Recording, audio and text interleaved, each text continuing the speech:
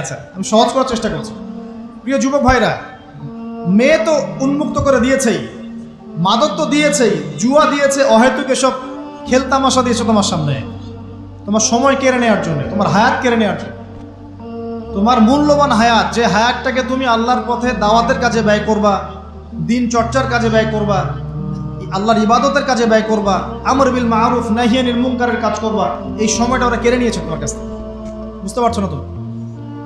আবার নেশা দিয়ে তোমার ভিতরটা নষ্ট করে ফেলেছে, জেনা দিয়ে তোমার অন্তরের নূর নষ্ট করে দিয়েছে, ফ্রি মিক্সিং দিয়ে জেনা এবং তোমার যে পবিত্রতা, চারিত্রিক পবিত্রতা নষ্ট করে দিয়েছে।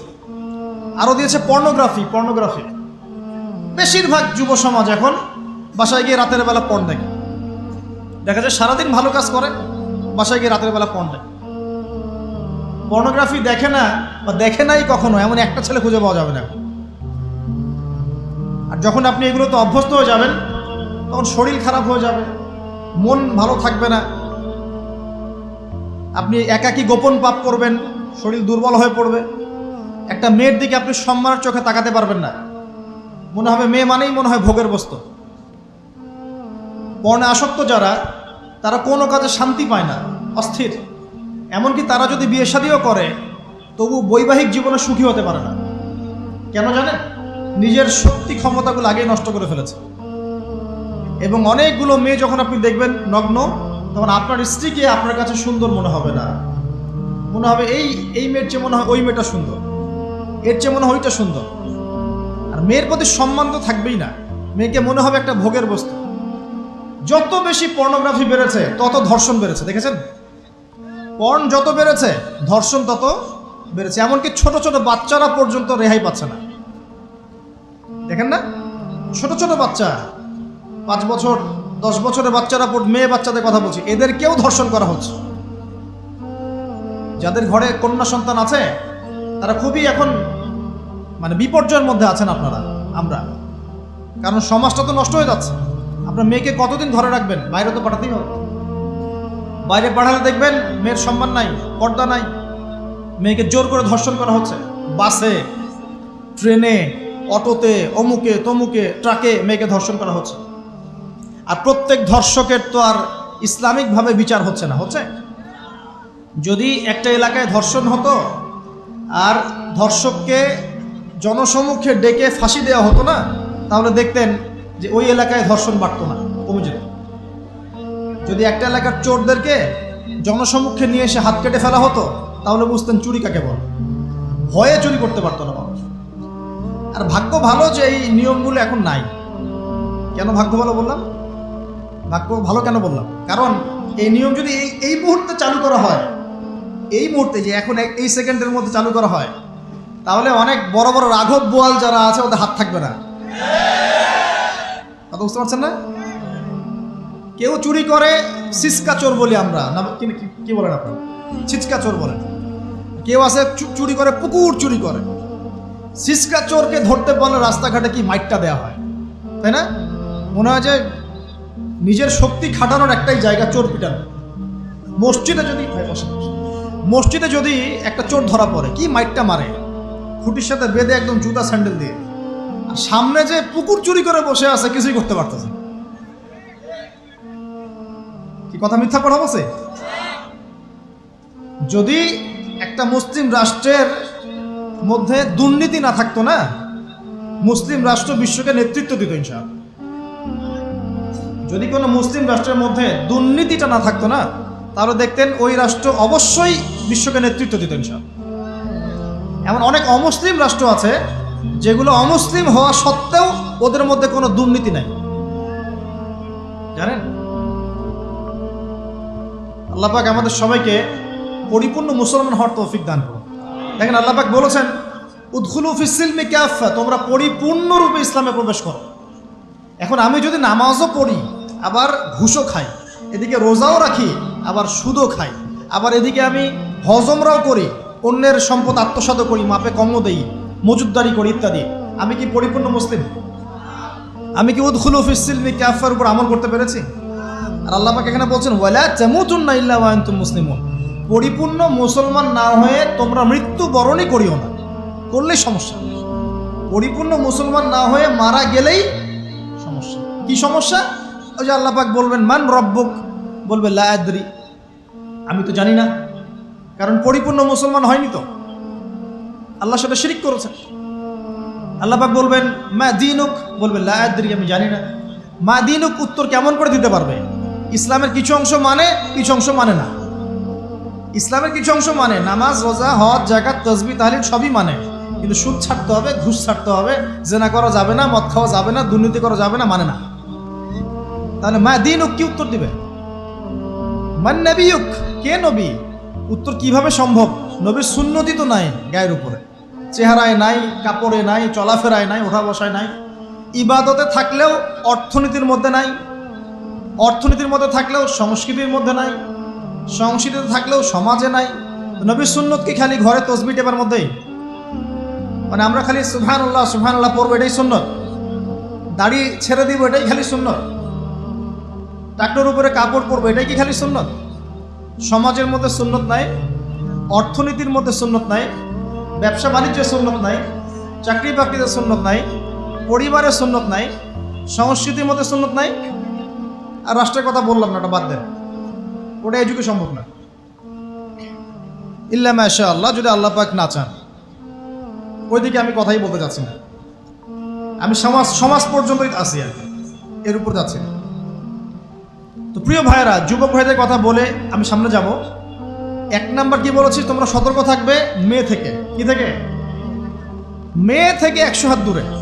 100 হাত মানে আমি বলি, পরামর্শ দেই, আমি তোমাদের ভাইয়ের মতো, ছোট হই আর বড় হই, আর আমাকে এইসব আল্লামা শায়েখ এইসব বলার দরকার নাই। আমি একদম তালেবে ইলম, এখানে বড় বড় অনেক আলেম ওলামায়ে কেরাম আছেন, আমি খুব বিব্রত বোধ করছি কথা বল। আমি জানি যে হকপন্থী ওলামায়ে কেরাম যারা, তারা আমাদের মতো অনলাইনেও আসেন না, এই ফেসবুক ইউটিউবে ভিডিও পাবেন না, এমনও আলেম বাংলাদেশে আছেন জানেন, যারা বহু আলেম তৈরি করছেন, মাদ্রাসা খেদমত করছেন। তো তাদের সামনে আমাদেরকে যখন এইভাবে টাইটেল দেন, লজ্জা লাগে, বিব্রত বোধ করি। শেখার কোনো শেষ নাই। আমি একসময় মনে করতাম যে আমি যখন ইন্টারমিডিয়েটের পর থেকে চর্চা করা শুরু করছি, অনার্স মাস্টার্স পর্যন্ত, মনে করছি যে হ্যাঁ, মনে হয় ইসলাম সম্পর্কে ভালোই জানছি। তারপর যখন কওমি আলেমদের কাছে পড়তে শুরু করলাম, বলি এগুলো ভিতরের কথা, খোলামেলা বলি, গল্প করছি আপনাদের সাথে, রাগ করছেন নাকি? তখন বুঝলাম যে বিগত 5-7 বছরে তো আমি কিছু পড়াশোনা করছি বলে মনে হচ্ছে না। যেমন একটা হাদিস শো করে বললাম যে ওস্তাদ, এই যে আল্লাহ রাসূল সাল্লাল্লাহু আলাইহি ওয়াসাল্লাম বলেছেন যে একজন মুমিন ব্যক্তি আর একজন মুমিন ব্যক্তির আয়না স্বরূপ। কি স্বরূপ? আয়না স্বরূপ। তো আমি যদি অনলাইনে কোনো ভাইয়ের ভুল ধরিয়ে দেই সমালোচনার মাধ্যমে, তাহলে কি আমি হাদিসের উপর আমল করলাম না? তখন ওস্তাদ মিটিমিটি হাসছেন, বলছেন যে তোমার তো টুকটাক অ্যারাবিক গ্রামারের বেস ভালোই, তোমার কি মনে হয়?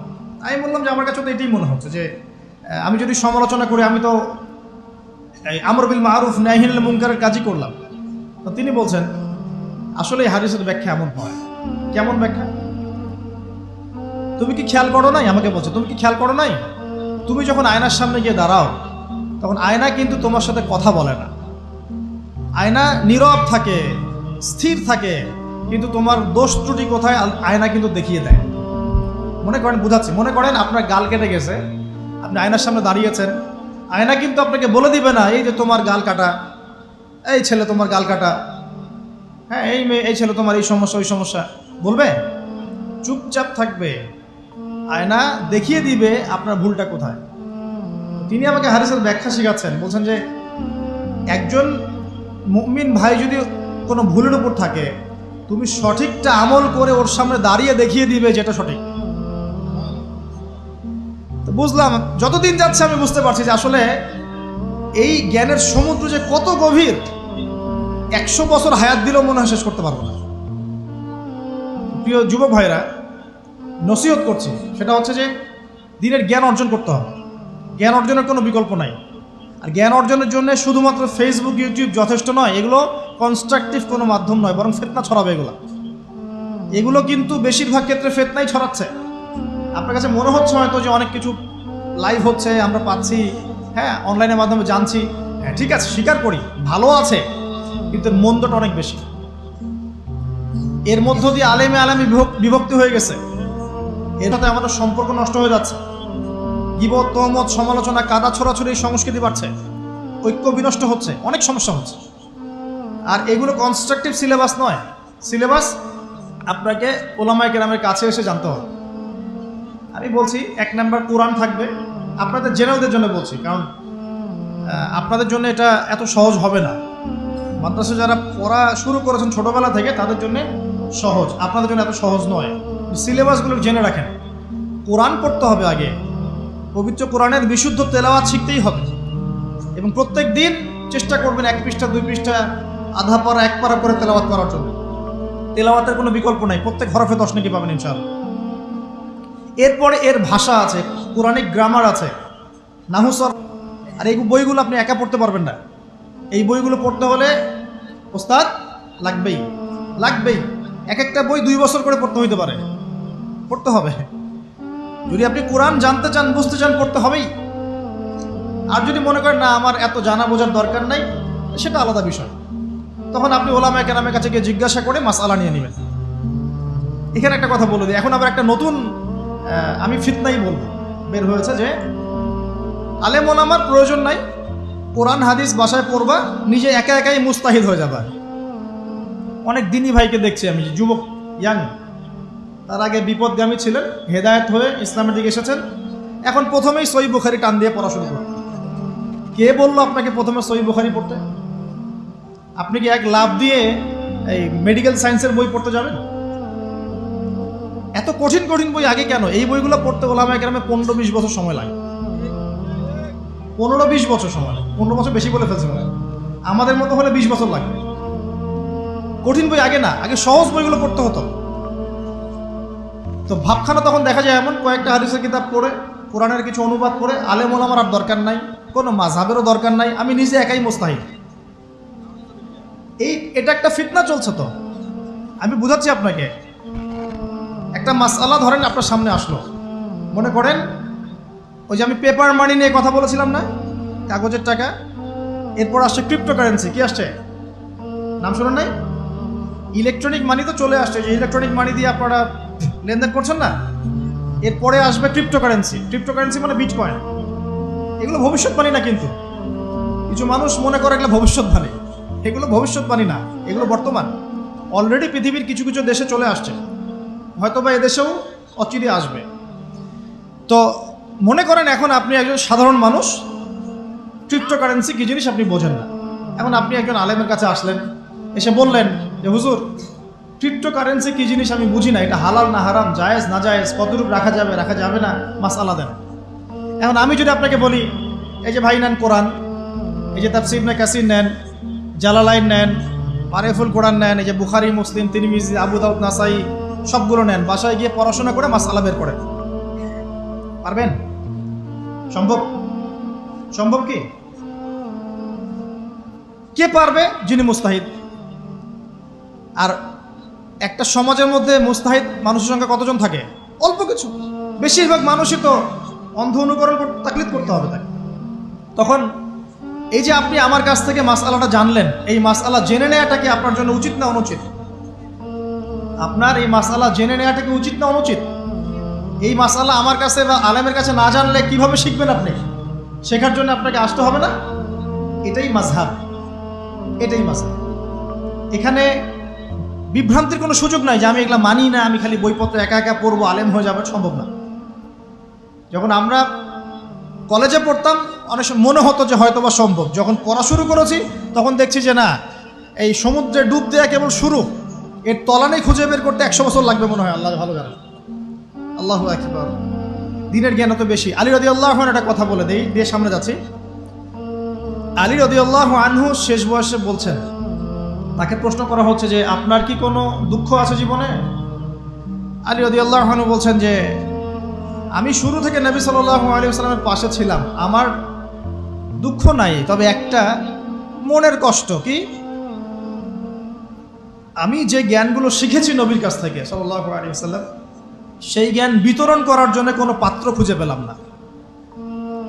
কি গভীর কথা।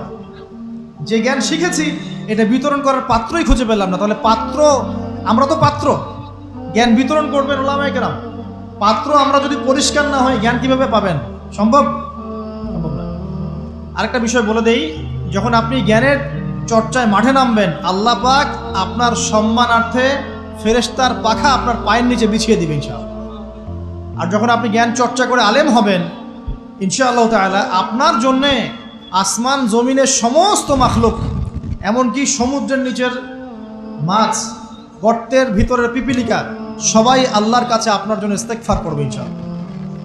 একটা হাদিসে নবীজি বলেছেন যে আকাশের চাঁদটাকে তোমরা যেমন দেখো উজ্জ্বল অন্য নক্ষত্রগুলোর তুলনায়, ঠিক তেমনি সাধারণ মানুষের উপরে একজন আলেমের মর্যাদা এমন। তো প্রিয় ভাইয়েরা, যুবক ভাইদেরকে বলছি, স্পেশালি আজকের লেকচারটা স্পেশালি তোমাদের জন্যই, এই ফাঁদগুলো থেকে বেঁচে থাকবে এবং এলেম অর্জন করবে। এলেম অর্জনের কোনো বিকল্প নাই, এবং এলেম অর্জনের জন্য সিলেবাস লাগবে। আর অনেক বইপত্র একা একা পড়তে পারবে না, আলেম ওলামাদের সংস্পর্শ লাগবেই, অন্যথায় পারবে না। এর পাশাপাশি আপনি সিরাতের বই পড়বেন, ইতিহাস পড়বেন, ইসলামিক অর্থনীতি পড়বেন, হ্যাঁ, ভূরাজনৈতিক প্রেক্ষাপটের বইগুলো পড়বেন, এগুলো ঠিক আছে। এবং জেনারেল লাইনে যেখানে পড়াশোনা করছেন, এই পড়াশোনাও কন্টিনিউ করবেন, এবং আপনার প্রতিভা দিয়ে আপনার জায়গা থেকেই ইসলামের খেদমত করবেন ইনশাআল্লাহ। পারা যাবে না? আল্লাহ তৌফিক দান করুন। যুবক ভাইদের সামনে এই ফাঁদ। কেন ফাঁদ? কারণ যুবক ভাইরা যদি জীবনের উদ্দেশ্য জেনে ফেলে এবং ইসলাম প্রতিষ্ঠার কাজে আত্মনিয়োগ করে, তাহলে কুফার শক্তি পালানোর জায়গা খুঁজে পাবে না ইনশাআল্লাহ। প্রিয় ভাইরা, আল্লাহ রাব্বুল আলামিন বলছেন মুমিনদেরকে, হে মুমিনরা, তোমরা আল্লাহকে ভয় করো। দেখুন, 6টা পিলারে বিশ্বাস না করা পর্যন্ত কেউ মুমিন হয় না। কয়টা পিলার? 1 নাম্বার হচ্ছে আল্লাহর প্রতি বিশ্বাস, 1 নাম্বার আল্লাহর প্রতি বিশ্বাস। 2 ফেরেশতা মণ্ডলীর প্রতি বিশ্বাস। 3 আসমানি কিতাব সমূহে বিশ্বাস। 4 নবী রসুলগণের প্রতি বিশ্বাস। 5 পরকালের প্রতি বিশ্বাস। এবং 6 তাকদীরের ভালো মন্দের প্রতি বিশ্বাস। এই 6টা পিলারকে মনে বিশ্বাস করতে হয়, মুখে স্বীকৃতি দেওয়া লাগে, এবং কাজেও বাস্তবায়ন করতে হয়, তারপর আপনি মুমিন হবেন ইনশাআল্লাহ। আল্লাহ পাক বলছেন আমাদেরকে, এই মুমিনদেরকে, তোমরা আল্লাহকে ভয় করো, ভয় করার মতো ভয় করো। এটার ব্যাখ্যা কি? ভয় করা মানে কি? শুধু নেক আমল করা মানেই আল্লাহকে ভয় করা নয়। আল্লাহ পাকের যত নিষেধ আছে, এই নিষেধগুলো ছেড়ে দেওয়ার নাম হলো আল্লাহকে ভয় করা। যদি আমি নামাজ পড়ি, প্রমাণিত হবে না যে আমি আল্লাহকে ভয় করি। হারাম ছেড়ে নামাজ পড়েন, হালাল খেয়ে নামাজ পড়েন, প্রমাণ হবে আপনি আল্লাহকে ভয় করেন। নামাজ পড়াটা একটু সহজ কাজ, কিন্তু এই হারাম রিজিক ছেড়ে দেয় এত সহজ কাজ নয়। রোজা রাখা সহজ কাজ তুলনামূলক, কিন্তু সুদ ঘুষ ছেড়ে দেওয়া এত সহজ কাজ নয়। তাসবিহ তাহলিল করা সহজ কাজ, কোরআন তেলাওয়াত করাও সহজ কাজ তুলনামূলক, কিন্তু ওই বোনের সম্পত্তি তাকে ফিরিয়ে দেওয়া এত সহজ নয়। অন্য মুসলিম ভাইয়ের মান সম্মান রক্ষা করা তো সহজ নয়। পরিবারে পর্দা এবং নামাজ কায়েম করা তো সহজ নয়। এবং এই সুদ ঘুষ দুর্নীতি অন্যের সম্পদ আত্মসাৎ থেকে বের হয়ে আসা এত সহজ নয়। তাকওয়া মানে কি? পরিপূর্ণরূপে ইসলামে প্রবেশ করা, আল্লাহ পাকের যাবতীয় হুকুম আহকাম মেনে চলা, আদেশও এবং নিষেধ। আল্লাহ পাক বলছেন শেষে, ওয়ালা তামুতুন্না ইল্লা ওয়া আনতুম মুসলিমুন। একজন নবীর কথা খালি বলবো, বিশৃঙ্খলা করেন না, একটু ধৈর্যের সাথে বসেন। আমরা খুব লম্বা আলোচনা করবো না, একটু বসেন, শেষ করে দিচ্ছি আস্তে আস্তে। আর যদি কারো কোনো প্রশ্ন থেকে থাকে, এভাবে চিরকুট আকারে আমাদের এখানে দিতে পারেন ইনশাআল্লাহ। মুসলিম না হয়ে মৃত্যুবরণ করো না। আল্লাহ পাকের কালাম পবিত্র কোরআনের মধ্যে সূরা হজ নাম একটা সূরা আছে। এখানে আল্লাহ পাক সূরা হজের মধ্যে ইব্রাহিম আলাইহিস সালামের কথা বলছেন যে হুয়া সাম্মাকুমুল মুসলিমিন। ইব্রাহিম আলাইহিস সালাম সেই নবী যিনি তোমাদের নাম মুসলিম দিয়েছেন। কি দিয়েছেন? আচ্ছা, ইব্রাহিম আলাইহিস সালামের 2টা ঘটনা বলবো খালি, আমি আপনাকে ইসলাম দেখাচ্ছি কি জিনিস। দেখুন, তার স্ত্রীকে আল্লাহ পাক বলছেন রেখে আসো, হাজেরা আলাইহিস সালামকে রেখে আসো মক্কার কাবা ঘরের কাছে, যেখানে কোনো মানুষ নাই, কোনো খাবার পানি কিচ্ছু নাই, সাথে ছোট সন্তান ইসমাইল। দেখেন, রেখে আসার সময় কিন্তু ইব্রাহিম আলাইহিস সালাম আল্লাহকে বলেন নাই যে আল্লাহ আমি আমার স্ত্রী সন্তানকে ওখানে কেন রেখে আসবো, এর পিছনে যুক্তি কি, এর পিছনে বিজ্ঞান কি, এর পিছনে দর্শন কি জিজ্ঞেস করেছিলেন? আল্লাহ পাক বলেছেন সামি'না আতা'না। সন্তান বড় হয়েছে, সন্তান বড় হয়েছে, আল্লাহ পাক বলছেন তাকে জবাই করতে হবে। তিনি সন্তানকে গিয়ে বলছেন, ইন্নী ইয়া বুনাই ইন্নী আরা ফিল মানামি আন্নী আযবাহুক, স্বপ্নে দেখছি তোমাকে জবাই করছি, ফানজুর মাযা তারা, তোমার কি রায় আমাকে বলো। সন্তান বলছে এবার, ইয়া আবাতি, হে আমার আব্বা, ইফআল মা তু'মার, আপনাকে যে আদেশ করা হয়েছে সে আদেশ আপনি পালন করেন। সাতাজিদুনি ইনশাআল্লাহু মিনাস সাবিরিন, ইনশাআল্লাহ আপনি আমাকে ধৈর্যশীল পাবেন। কে বলছে এটা?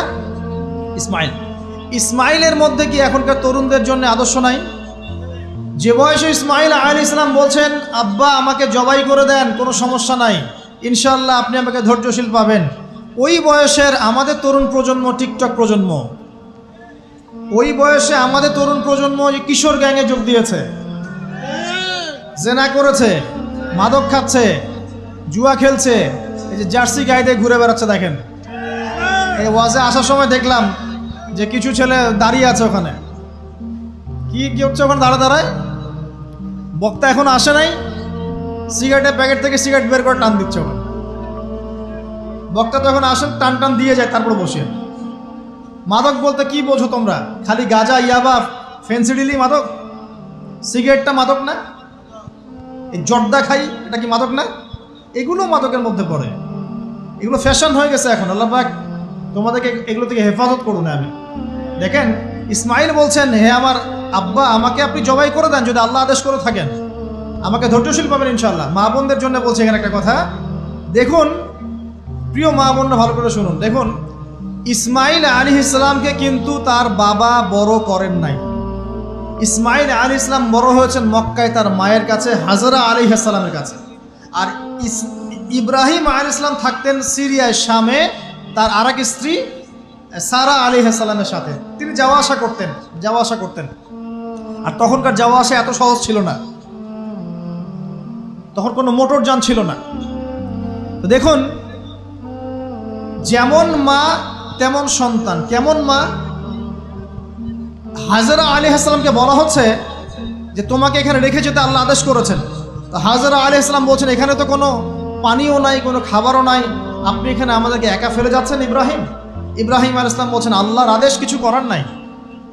এখন হাজরা আলাইহিস সালাম বলছেন, আচ্ছা যদি আল্লাহ আদেশ করে থাকেন তাহলে ইনশাআল্লাহ আল্লাহ আমাদের হেফাজত করবেন, আল্লাহর প্রতি আমি পূর্ণ তাওয়াক্কুল করলাম। কে বলছেন? হাজরা। এই হাজরা আলাইহিস সালামের, দেখেন এখানে তো কোনো খাবারই নাই, পানিও নাই, এক মশক পানি, একটু খাবার, দ্রুতই শেষ হয়ে গেল। শেষ হওয়ার পর তিনি ছোটাছুটি করছেন, suffer Marwah, suffer Marwah, suffer Marwah, কোথাও যদি একটু পানি পাওয়া যায়। কি তাওয়াক্কুল আল্লাহর প্রতি! ছোটাছুটি করছেন, বাচ্চা ইসমাইল কান্নাকাটি করছে। মায়ের এই ছোটাছুটি আল্লাহর কাছে এত পছন্দ হয়েছে, যতদিন হজ থাকবে এই হাজরা আলাইহিস সালামের স্মৃতির সাথে জড়িত এই সাই থাকবে। এবং এই ঘটনা আল্লাহর কাছে এত পছন্দ হয়ে গেল যে আল্লাহ পাক জিবরাইল আলাইহিস সালামকে পাঠিয়ে জামজাম কূপের পানি বের করে দিলেন, যেই কূপের পানি জীবনে কখনো শেষ হয় না, পানি খেলে খিদাও লাগে না।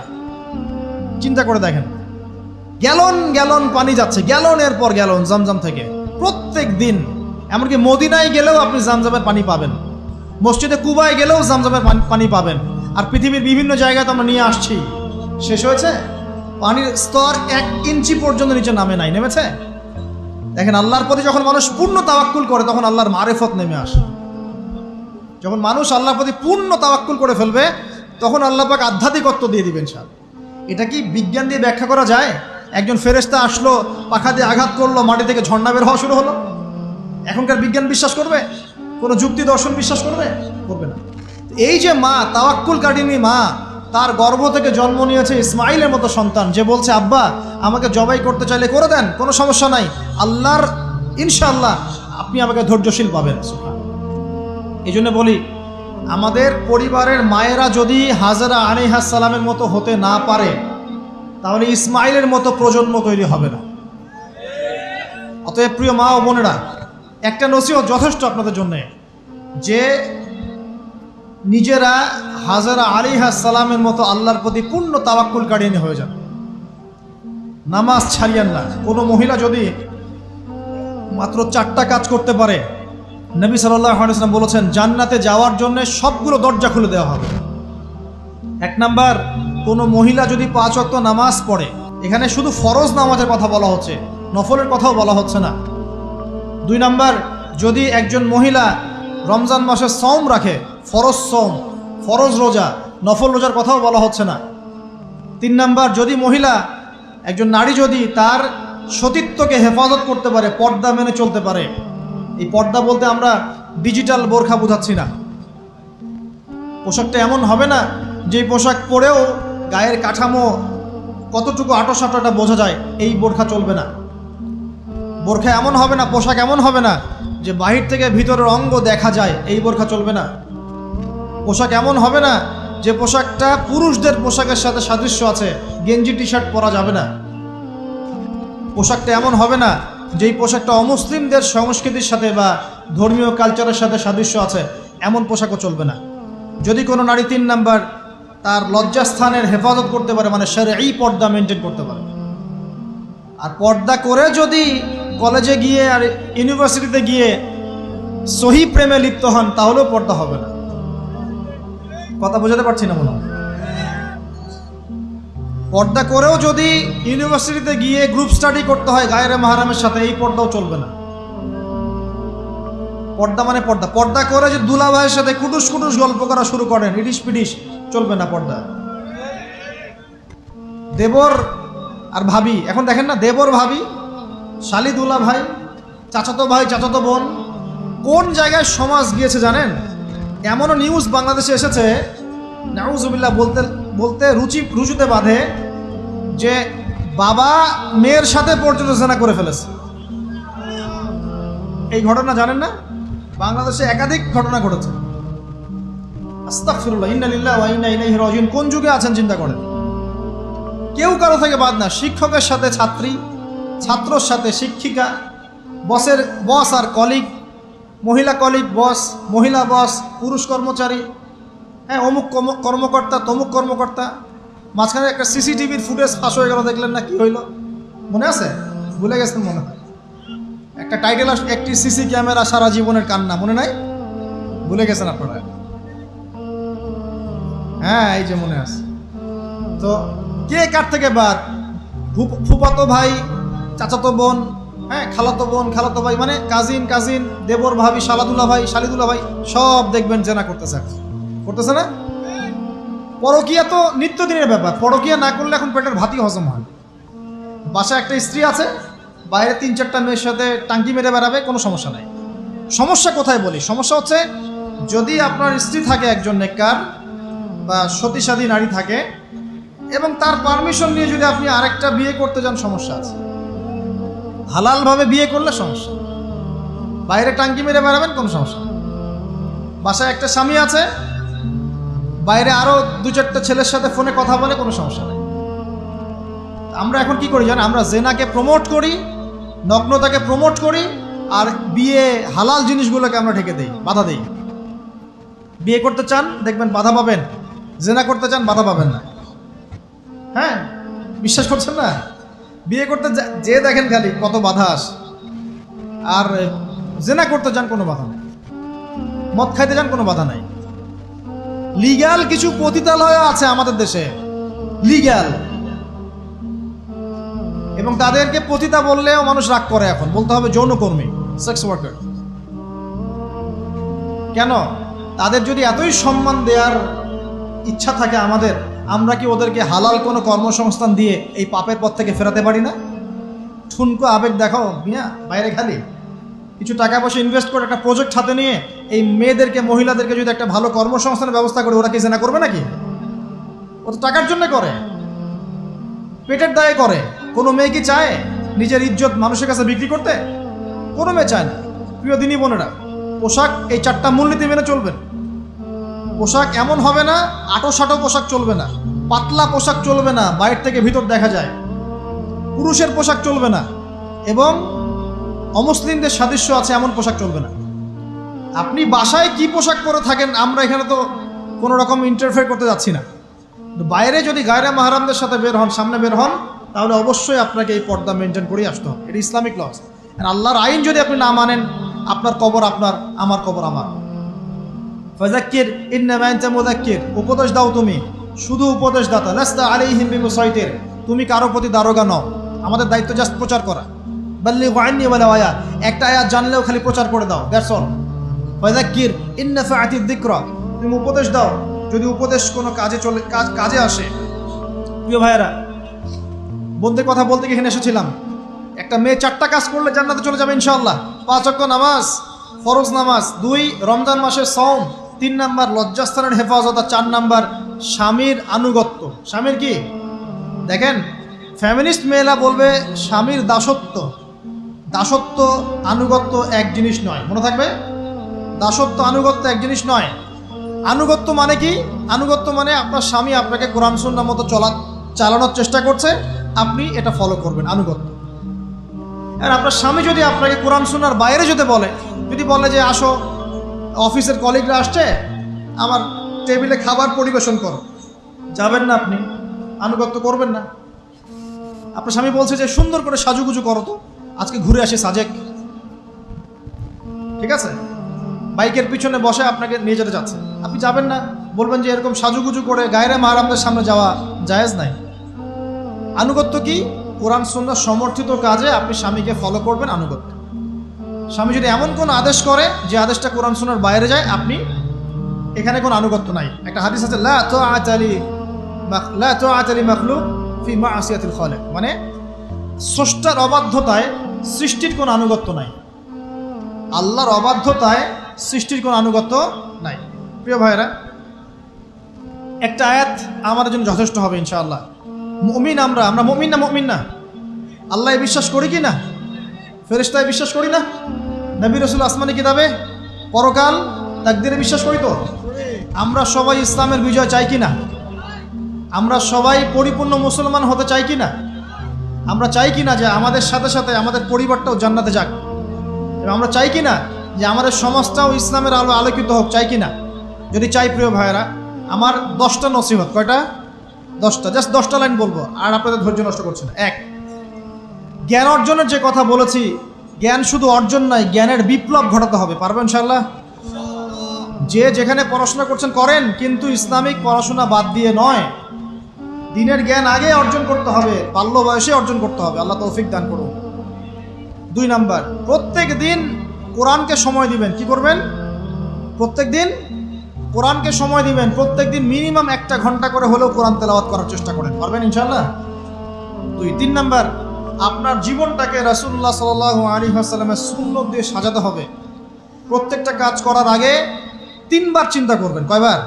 3 বার, যে এই কাজটা কিভাবে করলে সুন্নত হবে, কিভাবে করলে সুন্নত হবে না। এই রাত্রে ঘুমাবেন, 3 বার চিন্তা করবেন যে কি কি কাজ করে ঘুমালে পরে ঘুমটা সুন্নত হবে, নেকি হবে।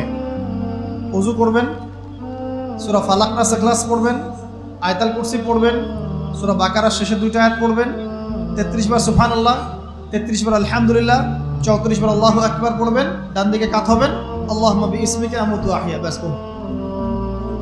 যদি 6 ঘন্টা ঘুমিয়ে থাকেন, 6 ঘন্টার প্রত্যেক সেকেন্ডে নেকি পাবেন ইনশাআল্লাহ। এর নাম সুন্নত। প্রতিটা কাজ সুন্নত মাফিক করতে হবে। একটা খালি কথা বলে দেই, শুধু একবার দরুদ পড়ে নাই, নবীর নাম শুনে দরুদ পড়ে নাই ইচ্ছাকৃতভাবে, তাকে নবীজি বলছেন সে ধ্বংস হোক। নবী বলছেন আমিন, মানে বদদোয়া হচ্ছে এটা। তাহলে সারা জীবন যে আমরা দাড়ি রাখছি না, টাকনুর নিচে কাপড় পরছি, হ্যাঁ, যে গোফ লম্বা করে একদম শুশুকের মতো রেখে দিয়েছি, কাটছি না, লেবাস ইসলাম না আসছে না, নামাজ পড়ছি না সুন্নাহ মোতাবেক জীবন করছি না, আমাদের কি হবে? আমরা কি নবী সাল্লাল্লাহু আলাইহি ওয়াসাল্লামের সুপারিশ পাবো? কবরে তাকে দেখালে উত্তর দিতে পারবো? পারবো ইনশাআল্লাহ। কখন? যখন আমরা পুরো জীবনটাকে নবীর সুন্নাহ মতো ঢেলে সাজাবো ইনশাআল্লাহ। সূরা আল ইমরানের মধ্যেই আছে, কুল ইন কুনতুম তুহিব্বুনাল্লাহ ফাত্তাবিউনি। আল্লাহ বলছেন, হে নবী বলে দিন, তোমরা যদি আমার ভালোবাসা চাও, আল্লাহকে পেতে চাও, তাহলে নবীকে অনুসরণ করো, আমাকে অনুসরণ করো। আল্লাহ পাক কি করবেন? ইউহিব্বুকুমুল্লাহ, আল্লাহ পাকও তোমাদেরকে ভালোবাসবেন। ইয়াগফির লাকুম যুনুবাকুম, আল্লাহ পাক তোমাদের সমস্ত গুনাহ মাফ করে দেবেন ইনশাআল্লাহ। আল্লাহু গফুর রহিম। 3 নাম্বার বলেছি, ভাই নবীর সুন্নাহ মতো জীবন করেন। 4, একটা হালাল রিজিক অন্বেষণ করেন, হারামে যাবেন না। ওয়াদা করেন যে না খেয়ে মরে গেলেও হারাম রিজিকে যাবেন না। পারবেন তো ইনশাআল্লাহ? আল্লাহ পাক তৌফিক দান করুন। 5 নাম্বার, পরিবারের আদর্শ হবে জান্নাতি আদর্শ। পরিবারের মধ্যে অনইসলামিক কোনো কালচার ঢুকতে দিবেন না। টিভিটা আছে না পরিবারে, আসার মানে আছে ভেঙে দিবেন একেবারে। যদিও বা টিভির চেয়ে ডেঞ্জারাস জিনিস এখন আমাদের হাতেই থাকে। টিভি তো তাও মানুষ সবাই একসাথে বসে দেখতো, যে যার মতো দেখতে পারতো না। একটা নাটক সিনেমা দেখলেও সবাই মিলে দেখতে হতো। এখন তো ফোন, সবার ঘরে ঘরে একটা পৃথিবী, সবাই ঘরে ঘরে যে যার মতো দেখছে আর কি। টিভি ভাঙে আর কি করবো, বাদ দেন, থাক, টিভি আর ভাঙে কি করবে। আচ্ছা, আর পরিবারে পর্দা থাকতে হবে। ছোটবেলা থেকে সন্তানদেরকে কোরআনের শিক্ষা দেওয়া লাগবে, তালিম থাকতে হবে পরিবারে। পরিবারে হালাল রিজিক থাকতে হবে। একটা কথা বলি, পরিবারে মেয়েদের প্রতি, স্পেশালি মেয়েদের প্রতি নরম থাকবেন, কঠিন হয়ে না। কারণ আমার অভিজ্ঞতা থেকে বলছি ভাই, নারী জাতির প্রতি কঠিন হয়ে কোনো ফায়দা নাই। যত কঠিন হবে তত সমস্যা। আপনার চেয়ে আমার অভিজ্ঞতা এক ধাপ বেশি, মাত্র এক ধাপ। আচ্ছা, 5টা। 6 নম্বর হচ্ছে ইসলামিক কিছু ফাউন্ডেশন বা অ্যাসোসিয়েশন গড়ে তোলার চেষ্টা করেন। এদের কাজ হবে ইসলামের সৌন্দর্যগুলো দিয়ে সমাজ সেবা করা। পারা যাবে না? ওই যে হিলফুল ফুজর নবী সাল্লাল্লাহু আলাইহি ওয়াসাল্লাম তৈরি করেছিলেন না? আচ্ছা, এটা শুধু ফাউন্ডেশন হতে হবে জরুরি না, এটা প্রতিষ্ঠানও হতে পারে, একটা মসজিদের উদ্যোগে হতে পারে, মাদ্রাসার উদ্যোগে হতে পারে, বা সামাজিক সংগঠনও হতে পারে, যার উদ্দেশ্য হচ্ছে ভালো কাজ করা। এই যে শীতকাল আসছে, এই শীতকালে আমরা ইনশাআল্লাহ তাআলা পুরো দেশব্যাপী, এই শীতকালে ইনশাআল্লাহ আমরা চেষ্টা করব পুরো দেশব্যাপী শীতার্ত মানুষের মধ্যে বিনামূল্যে কম্বল বিতরণ করার জন্য। পারা যাবে না ইনশাআল্লাহ? সমাজ কল্যাণমূলক কাজ করলে কি হবে জানেন? সমাজের মানুষের কাছে ইসলামের সৌন্দর্য ফুটে উঠবে এবং ওই হাদিসের উপর আমল হবে। যদি আপনি কোনো মুসলিম ভাইয়ের একটা কষ্ট দূর করে দেন, আল্লাহ পাক আপনার একটা কষ্ট দূর করে দেবেন ইনশাআল্লাহ। আপনি যতক্ষণ মুমিন বান্দা মুসলিম ভাইয়ের পাশে থাকবেন, আল্লাহ পাকও আপনার সাহায্যে আপনার পাশে থাকবে ইনশাআল্লাহ। আল্লাহ পাক তৌফিক ইনায়াত করুন, আমিন। আর কি, আমর বিল মারুফ নাহি আনিল মুনকারের কাজ করবেন। প্রত্যেক মাসে কিছুটা সময় আল্লাহর রাস্তায় দেওয়ার চেষ্টা করেন। 1 দিন হোক, 2 দিন হোক, 3 দিন হোক, 7 দিন হোক, আপনি চেষ্টা করেন আল্লাহর পথে সময় দেওয়ার জন্য। এটা 7। 6টা বললাম না 7টা বললাম? 7টা বলছি। 8 নাম্বার, আলেম ওলামার সোহবত লাগবে। একা একা চলা যাবে না। আপনি যে আলেম ওলামাদেরকে হক্কানি মনে করেন, আপনার দৃষ্টিতে তাদের কাছেই আপনি পড়ে থাকেন, কোনো সমস্যা নেই।